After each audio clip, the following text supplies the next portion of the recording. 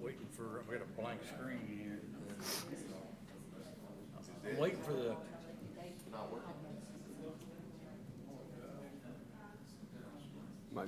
Might be politics. Testing. Yep. That's good. Michelle usually has us, He's got a debate or something. Is that working? oh, here we go. we usually have us carry out agenda. Okay, we'll call this meeting to get to order. I'd like to welcome everyone to the September 25 regular Lake Charles Harbor and Terminal District meeting.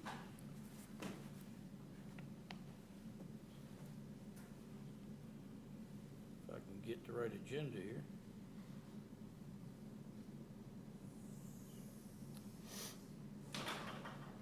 Okay, Ms. Bales, would Mary Jo do the invocation, please? Father, Son, and Holy Spirit. Dear Lord, thank you so much for this group of people gathered here today, and watch over each and every one of us, and of all the decisions that are made, be pleasing to you, and let your will be done, not ours. Guide and protect us, and please thank you for the rain, and thank you for this beautiful day, and for the process that we have here, that is such a precious, precious freedom that we have that not everybody does. We ask and pray these things in Jesus' name. Amen. And I'd like to introduce Mr. John Crater, a new commissioner, who's going to lead us in the pledge. Pledge allegiance to the flag of the United States of America and to the republic for which it stands, one nation, under God, indivisible, with liberty and justice for all. I'd like to also introduce another new commissioner, Mr. Jonathan Johnson. Am I right? The board encourages public comments and questions regarding all agenda items. Persons wishing to do so should complete a speaker's card, which is at the entrance to the boardroom. When speaking or asking a question on an agenda item, one should, in addition to completing the card, come to the microphone, be recognized, provide your name, address, and phone number.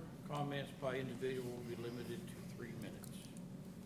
First matter on the agenda is the approval of the August 28, 2023 regular meeting minutes. Mr. President, I move that we adopt the last meeting minutes. A second. Motion by Mr. Prudhomme, second by Ms. Bales. All in favor?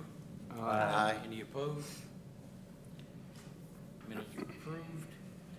Brings us to the first submission, 2023-051. Mr. Self?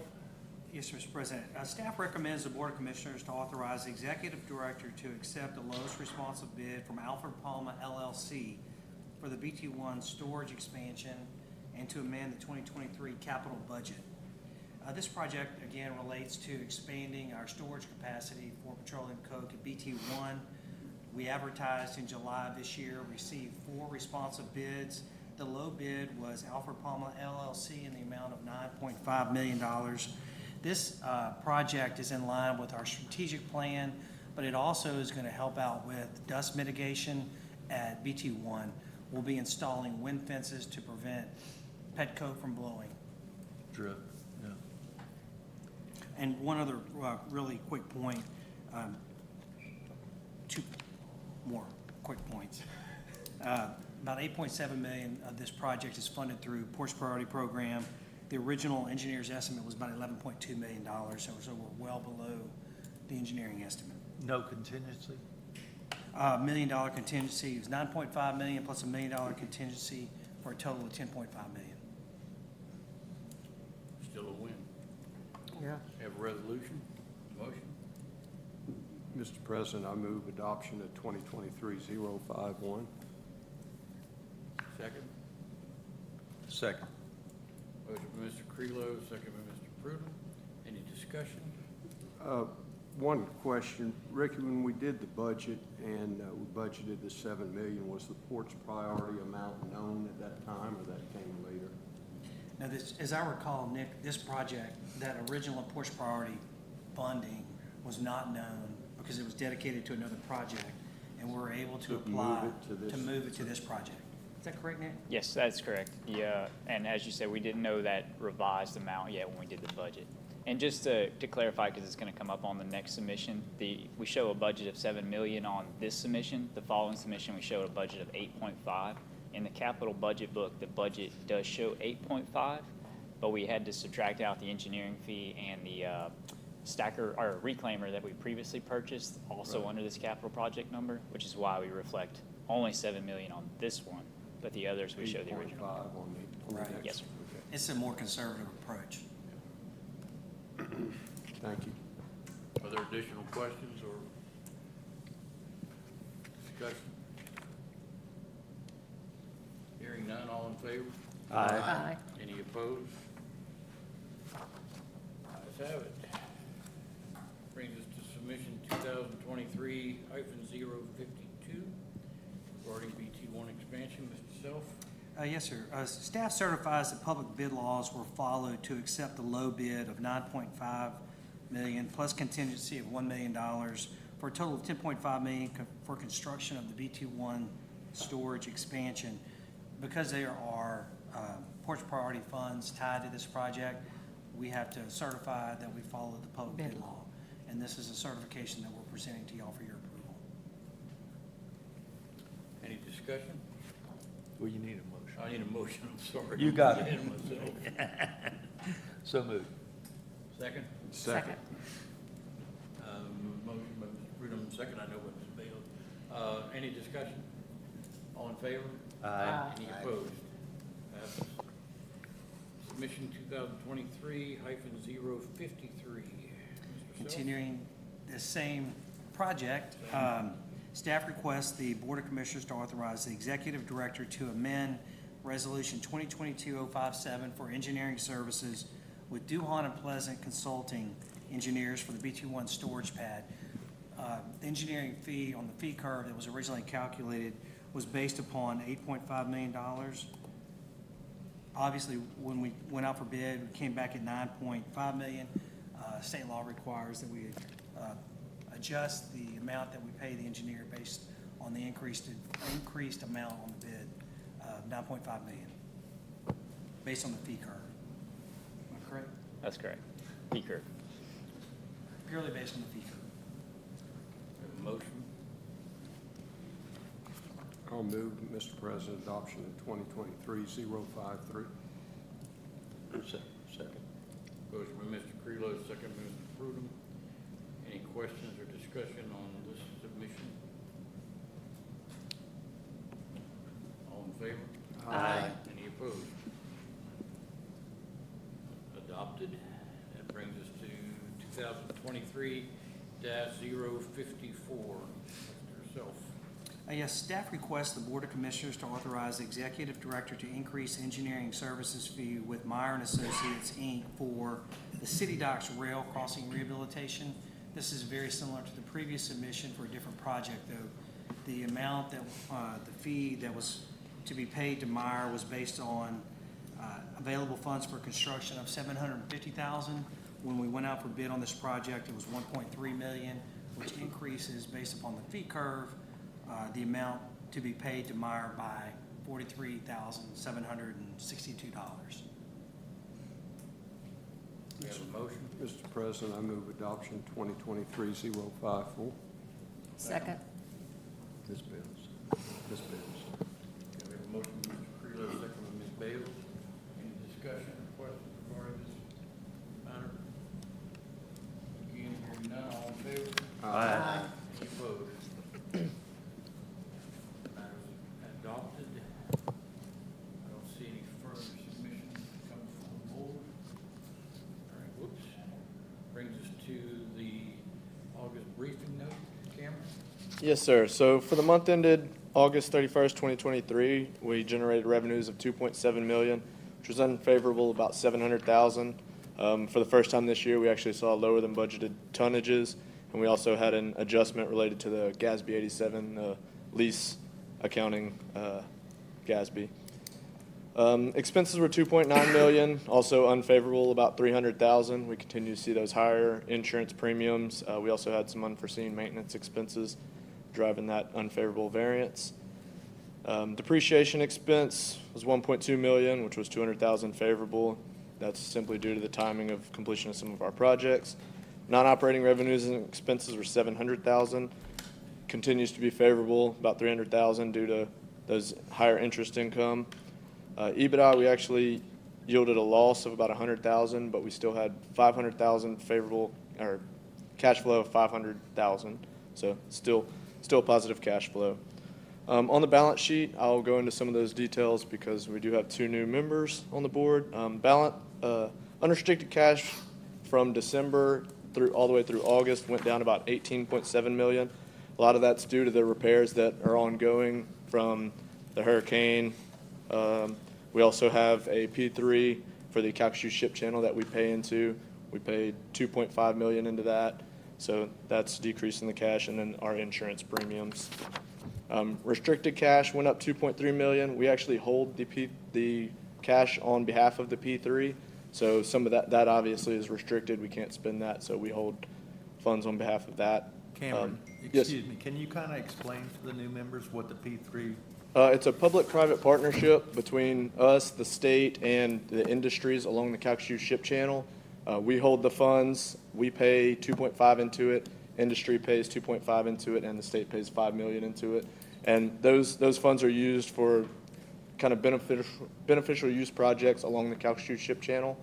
So, it's not just not only beneficial use, but any costs associated with being the local sponsor of the federal ship channel. So anything from dredge disposal sites to if we want to conduct any kind of studies, we want to one day deep and widen the channel, this fund would be used to fund our share of those costs. How often are the contributions made? annually. Year. Yes, sir. Yes, sir. Good. Thank you. No problem. Continuing on, I'll go to some of the larger items. Government receivables went up 88.9 million.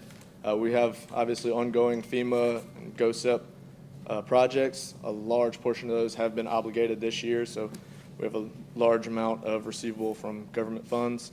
Fixed assets went up 9.8 million. Just as we complete projects, that number will continue to rise. Construction in progress went up 22.9 million. Again, ongoing projects. Some of the bigger projects right now is a big new back warehouse. Tore down 7 of them, and we're building one big new one. And then the commencement of the 4, 5, and 6 project, which you'll hear a lot about throughout the year. Current liabilities are up 81.4. That's similar to the government receivables. We record them as a deferred revenue until we spend the money, then they're turned into revenue. So as for now, that's a liability. The other items are smaller items, long-term debt, which we're paying on our outstanding bonds, and then deferred inflows is primarily due to our GASB 87 accounting pronouncement. So, any questions on those which I would like to know? All right, thank you. Cameron, I got a question, I guess. Are you going into the tonnage or not? Not specifically, but I can touch on it. I guess my question goes to, I know revenue was a little bit below anticipated for the month, and this is actually one of the first months that we've seen, if you look down the tonnage line, pretty well a reduction in all tonnages for Right. the most part, except Yes. for the LNG. And I guess it warrants the question, is that something that is just an anomaly, or is that something that may continue that you need to look into when you do your next forecast to maybe make some adjustments based on what is going on now? Is I there can speak to that. I a mean, trend there? It's essentially, Yeah. like, some of you exported all the pet coke and Citgo and Phillips, and so they were down to 0 pet coke to export for release for city service, I think, or VT1. It's a timing thing. 2022 was a record year. 2023 is going to be a record year. We anticipate that trend, not the trend from August to continue, but we anticipate 2023 is going to be a record year. This was just an anomaly this month. Yeah. Right, but it's been pretty much record all along. Yeah. This Yeah. is the first month that's kind of reflected Halted. as kind of across most All all tonnages. products. So that's Yeah. why I asked the question, is there some trend in the economy that may, No, Not we that handled I've more seen it pet turn. coke, we've handled more pet coke at BT1 through July than we handled the entire year last year. Todd was on vacation. I'm sorry? Todd was on vacation. It's So kind we- of we- a similar question, like if we were on the river side of this, they're having everybody's having problems because of low water, and so, you know, tonnages and everything is down because they just can't move stuff. So that's kind of my question, is there some sort of a problem that explains why there's an issue Yep. that just goes across the board? Well, I Well, mean, like Ricky said, the pet coke is down, that's this month, it's because of the inventories are just low. Phillips 66 also had a I'm shutdown. sorry, I just don't hear well. Phillips 66 also had a shutdown, and when they've come back up, they haven't been producing as much coke as they should. And so we just got to a point where they have booked so many ships that we emptied out. We have no coke at BT1 right now. And so that, they're about to switch the production back to BT1. It's all been going to LCCHT. So Phillips actually had to Citgo actually purchased coke from Phillips on the last two shipments to fill their order because they're out of coke. And they're still trying to keep their customers whole. So it's nothing that you know, that we can do anything about, but we just finished a Bayrite ship that was 60,000 tons. It probably was not budgeted for last month. It's going to be in this month. So it's a lot of it is timing, but it is kind of, you know, it is more of I would say an anomaly that they all kind of line up in 1 month that we were down. But, you know, we've already got several ships that I'll bring up when we get to my report that'll be. but it coming wasn't in. just in Petco where the Yeah. numbers happened. It was. Yeah, and I think we had a Bayrite. Bulk and everything, Yeah. if you look down the line. So you knew about it, like you had it on board, so to speak, and Yes, you we planned for it? Yes, sir. Yes, sir. Okay. Thank you. Anyone else have any comments, questions? If not, I'll go right into GOSEP FEMA report. Please. Again, you know, as I've said before, project totals increase and decrease, so you see that on there. One item I'd like to point out is that our obligated projects did increase 6.5 million, so we did have quite a few projects, smaller projects that were obligated and one relatively larger. You can see on here that we received 786,000. Since printing this report, we actually received another 3.2 million, and there is 2.9 million being processed almost through the process. It's at finance completion that we should receive pretty soon, hopefully, most likely before next month's report. So good news on the cash receipt side.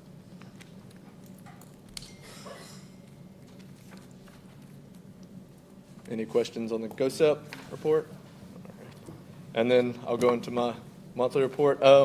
Other than, you know, working with FEMA and GOSEP, trying to get those funds pushed through and recorded, I've been working on with some grants, and then we began working on our property insurance renewal for 2024. It renews in January, but we kind of have a lot to do with, you know, buildings being torn down, things being rebuilt, new equipment, all that stuff. So we're doing our best to explore all options in an effort to get our premium down, especially compared to the past few years. So doing what we can. Any questions? Questions for Cameron? Thank you. Thank you. Channing, navigation? Yes, sir. For the benefit of the new members, let me explain that the channel users, the pilots, and the port have an annual pilgrimage, if you will, that we go on. We call it begging for bucks, to ensure that the Corps of Engineers is properly funded to maintain this channel. And that effort includes developing a presentation and then going to visit the New Orleans district, which is the core district, thank you, that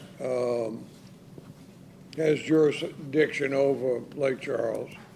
Then we go visit the Vicksburg Division, which is the next highest level of the Corps. Then we go visit Corps headquarters, OMB, and our delegation, and anybody else who will listen to us in Washington. This year, we got out of sync. There was a change of command at division. We couldn't coordinate these meetings because the new general was coming in and she had problems on the Mississippi River. She had a low water inspection was scheduled, et cetera. So we just couldn't get to see General Peoples. We finally got that done Friday. We had a virtual meeting with General Peoples and her staff. So we have sort of closed out our Begging for Bucks tour for FY24, because we're always working a year in advance. So now we're going to start working on FY25. The president should announce the FY25 budget in February. The last several years, that has not happened. But we try not to get ahead of the president, but at the same time, we're starting to work on the FY25 presentations. We can't do scheduling right now, it's too early, but we're getting on with that.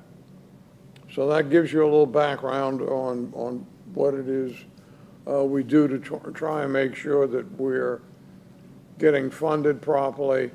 To let you know, this year we needed like 47 million for the channel in operations and maintenance, and 19.5 million in construction.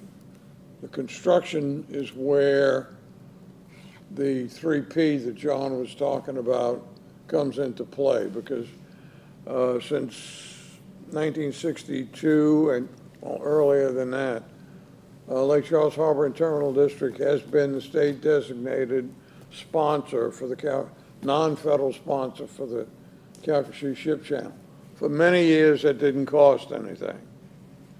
Now there is a local cost share on a number of the projects, construction being one of them. So there's 100% federal funding for the operations and maintenance, which includes dredging the channel and then depositing the material in the disposal sites. If we've got to go someplace else, if we want to use the material for a beneficial use project, if we have to rebuild a disposal site, which we're in the process of doing for all 20 some odd of them, there's a 25% cost share. That's where the 3P comes in. How I got down this rabbit hole, I don't quite remember. But we were talking about funding. To O&M and construction.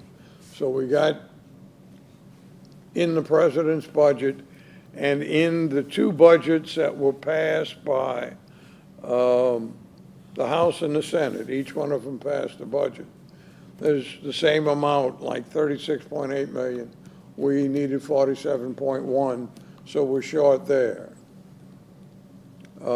Construction funds, we asked for 19.5 million. We've got 9 million in construction. Senator Kennedy has submitted what's called a community project for 9 million, which will give us 18 million of the $19.5 million we need. And when Channing says give us, he really means the Corps of Engineers. It's really not going to Port of Lake Charles. That's absolutely correct. We don't see a penny of this. Sorry about that. Us is the channel. It gives the Corps the funding for the channel, for what the needs are. Now, I can go on another 4 hours extemporaneously, but these clouds are catching up with us. So I'm gonna cut it off there unless there's anybody who has any questions. Thank you. My only question actually, Channing, is last time you did give us a long discussion about the rice whales situation. And in your written report on your paragraph 14, you mentioned the, let me see here. Rice, You yeah. mentioned the boat, BOEM. yeah, and in the meantime, now there's been the litigation that's been quite a bit in the news. So my only question is, really, is there a seat at the table as far as the channel users and all because of the litigation? The There's gotta be some litigation, overlap there from what I read. the litigation involved, as I understand it, Okay, the BOEM regulations that were put in place for the new lease. correct. The judge said that those regulations could not be in place for the newly leased area. The original rice whale restrictions for the basic habitat from about Mobile, about halfway down the Florida coast, are still pending. And objections by the industry has been filed with that, in addition to which Mr. Higgins and Mr. Dunn, and I understand there's been a number of co-signers at this point, have filed the Gulf of Mexico Commerce Protection Act, which would prohibit NOAA, National Oceanic and Atmospheric Administration, and their sub-agency, National Wildlife and Fisheries, from enforcing any of the rice whale regulations. But is this all happening independent of each other, or is there? As far as I can figure out, yes. And there's one other thing going on.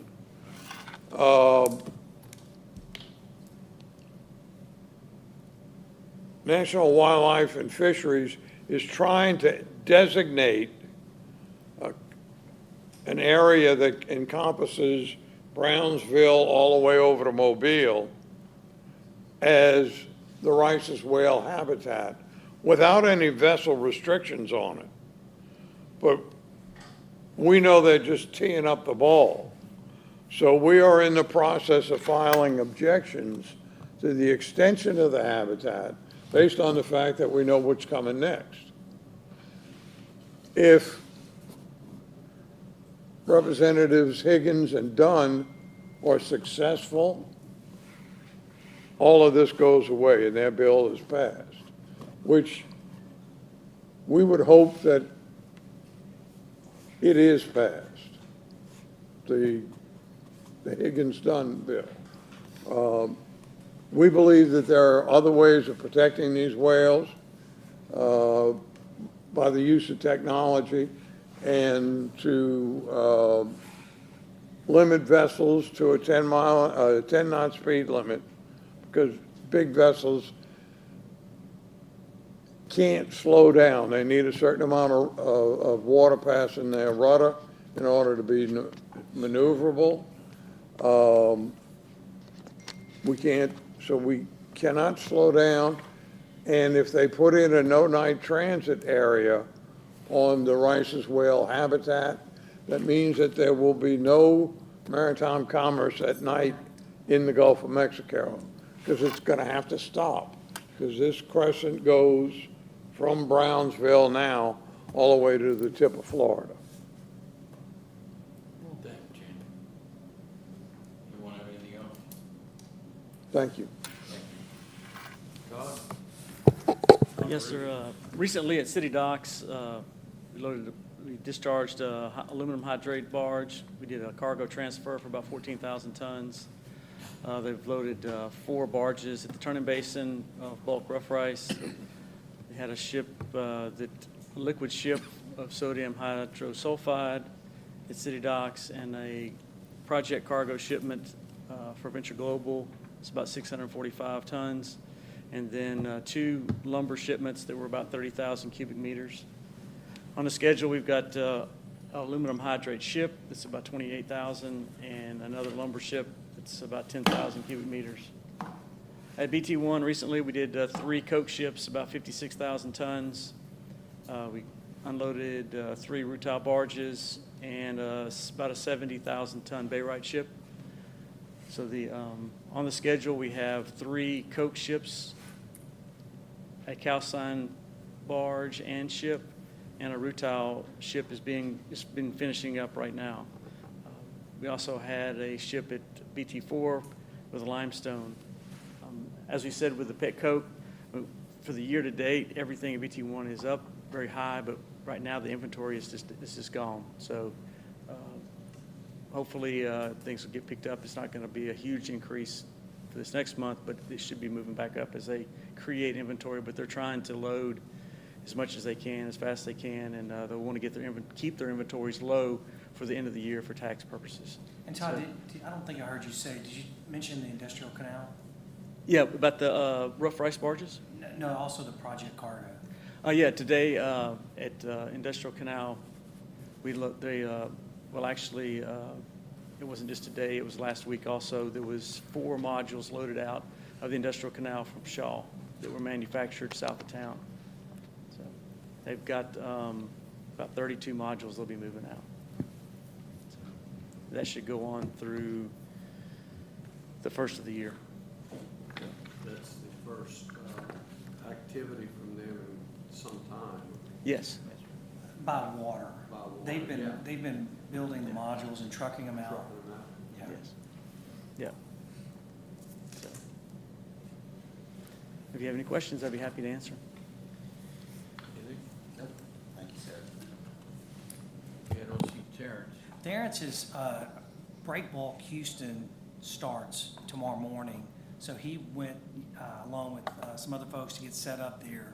In fact, some of us are going to join him tomorrow to market the port in hopes of generating more cargo for us, so he couldn't make it tonight. Awesome. Very good. Nick? Yes, sir, Mr. President. Good evening. We currently have 11 projects in construction. Some of those, of course, have multi-year schedules. However, I just finally starting to see the light at the end of the tunnel on a few of those, where we should have about half of those rolling off our books in the next 2 to 4 months. We'll be wrapping up quite a few, including burst 2 and 3 with Bow Brothers Construction. We also have conveyor 6A, which is the reconstruction of our dockside conveyor at BT1, is out for bid now. So if all goes well, I'll be bringing that to the next board meeting for award. We have another 12 projects in various stages of design. 4 of them are very close to being complete, at which point we'll start the bidding phase. Also, I've just been continuing to push on FEMA and GOSEP to ensure money keeps flowing to Cameron so I can keep building projects. And also I've been helping out on the property insurance renewal so that we can ensure that our rebuild efforts are correctly covered and taking off buildings and structures that are being demoed. So I'll be happy to answer any questions. Doesn't appear so. Thank you, sir. Anything on lobbying other than what we have found here?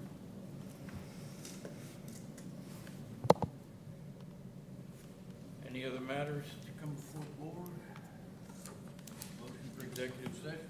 I move we go to executive session, Mr. President. All in favor? Aye.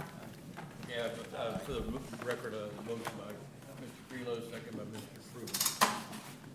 And motion passes.